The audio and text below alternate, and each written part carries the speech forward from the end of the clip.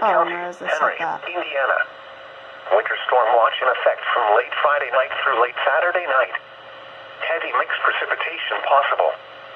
Total snow accumulations of 3 to 5 inches Guess and ice not. accumulations of up to 1/10 of an inch As soon as I possible. stop my recording. Winds Great. could gust as high as 35 miles per hour.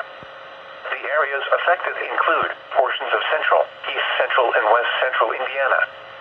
The hazardous conditions are expected from late Friday night through late Saturday night. Additional details: plan on slippery road conditions. Travel could become difficult.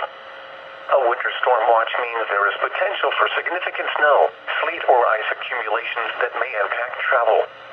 Continue to monitor the latest forecasts. This is NOAA All Hazards Radio KJ193 in Muncie. Dual station IDs. Here is the National Weather.